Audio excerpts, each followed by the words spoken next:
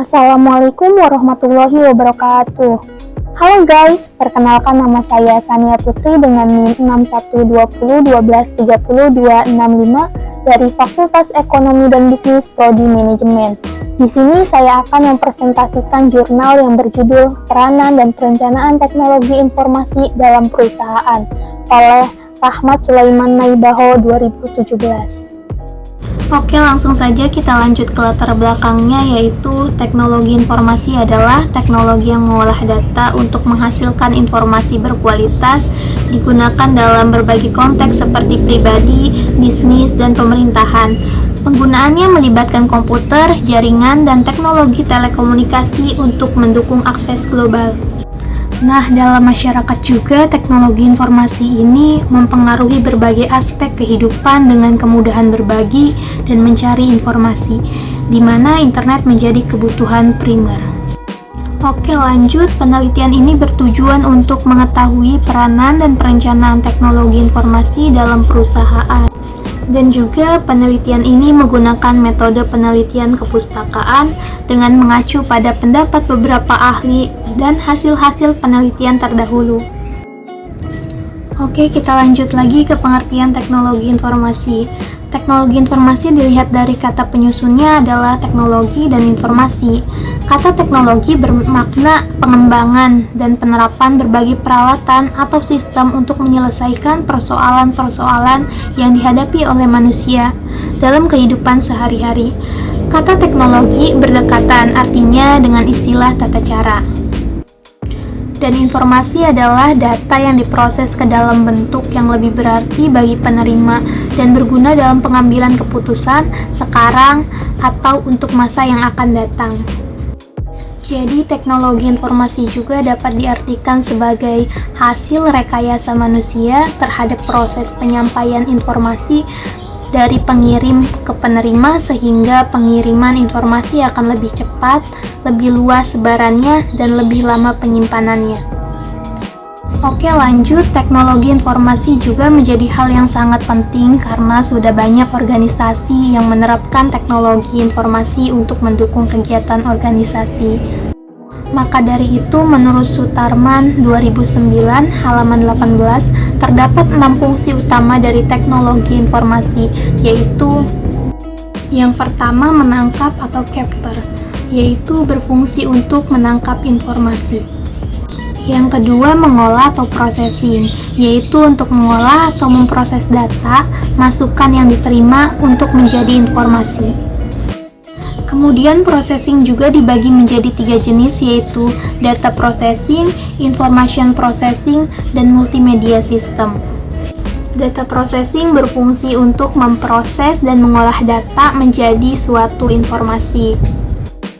Kemudian information processing yaitu suatu aktivitas komputer yang memproses dan mengolah suatu tipe atau bentuk dari informasi dan mengubahnya menjadi tipe atau bentuk yang lain dari informasi. Selanjutnya multimedia system, yaitu suatu sistem komputer yang dapat memproses berbagai tipe atau bentuk dari informasi secara bersamaan. Oke, sekarang kita lanjut ke fungsi yang ketiga, yaitu menghasilkan atau generating. Berfungsi untuk menghasilkan atau mengorganisasikan informasi ke dalam bentuk yang berguna. Kemudian yang keempat yaitu menyimpan atau storage, berfungsi untuk merekam atau menyimpan data dan informasi dalam suatu media yang dapat digunakan untuk keperluan lainnya. Lanjut, yang kelima yaitu mencari kembali atau retrieval, berfungsi untuk menelusuri, mendapatkan kembali informasi atau menyalin data dan informasi yang sudah tersimpan. Kemudian fungsi yang terakhir atau yang keenam yaitu transmission, berfungsi untuk mengirimkan data dan informasi dari suatu lokasi ke lokasi lain melalui jaringan komputer. Selanjutnya kita beralih ke komponen-komponen teknologi informasi. Komponen teknologi informasi merupakan subsistem yang terbentuk sehubungan dengan penggunaan teknologi informasi. Menurut Caesar 2010 halaman 6, teknologi informasi terdiri dari 3 komponen utama yang terdiri dari Yang pertama yaitu perangkat keras hardware, merupakan perangkat fisik yang membangun sebuah teknologi informasi. Contohnya monitor, keyboard, mouse, dan lain sebagainya. Yang kedua, perangkat lunak software, merupakan program yang dibuat untuk keperluan khusus yang tersusun atas program yang menentukan apa yang harus dilakukan oleh komputer. Kemudian perangkat lunak juga dibagi menjadi 3, yaitu perangkat lunak sistem, perangkat lunak pemrograman, dan perangkat lunak aplikasi. Perangkat lunak sistem merupakan perangkat lunak yang dibuat khusus untuk dapat mengontrol semua perangkat keras sehingga semua perangkat keras teknologi informasi dapat bekerja dengan kompak sebagai sebuah sistem yang utuh. Kemudian perangkat lunak bahasa pemrograman merupakan perangkat lunak yang dapat digunakan untuk membuat program aplikasi maupun perangkat lunak sistem. Dan perangkat lunak aplikasi merupakan program jadi siap pakai yang dibuat untuk keperluan khusus. Selanjutnya yang ketiga yaitu manusia atau brainware, merupakan personel yang terlibat langsung dalam pemakaian komputer seperti sistem analisis, webmaster, web designer, animator, programmer, operator, user, dan lain-lain. Terdapat berbagai peran yang dapat dilakukan manusia dalam berbagai sistem komputer, yaitu analisis sistem, programmer, operator, dan teknisi. Analisis sistem berperan melakukan analisis terhadap masalah yang dihadapi, serta merancang solusi pemecahannya dalam bentuk program komputer. Kemudian, programmer berperan menerjemahkan rancangan yang dibuat analisis ke dalam bahasa pemrograman sehingga solusi dapat dijalankan komputer. Berikutnya, operator berfungsi menjalankan komputer berdasarkan instruksi yang diberikan. Dan teknisi bertugas merakit atau memelihara perangkat keras komputer dan lain-lain. Oke, kita lanjut ke pembahasan berikutnya yaitu peranan teknologi informasi dalam perusahaan.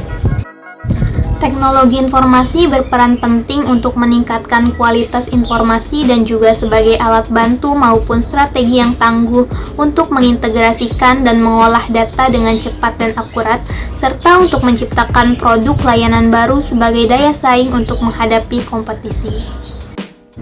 Peran teknologi informasi bagi suatu perusahaan dapat dilihat dengan menggunakan kategori yang diperkenalkan oleh G.R. Terry yang dikutip oleh Perdana 2009 halaman 3. Ada 5 peranan mendasar teknologi informasi di suatu perusahaan, yaitu yang pertama, fungsi operasional akan membuat struktur organisasi menjadi lebih ramping telah diambil alih fungsinya oleh teknologi informasi.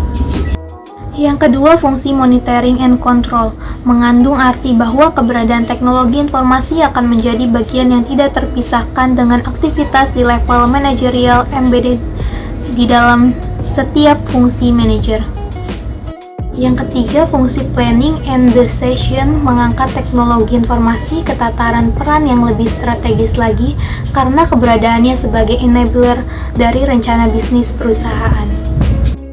Yang keempat, fungsi communication secara prinsip termasuk ke dalam firm infrastruktur dalam era organisasi modern, di mana teknologi informasi ditempatkan posisinya sebagai sarana atau media individu perusahaan dalam berkomunikasi, berkolaborasi, berkooperasi, dan berinteraksi.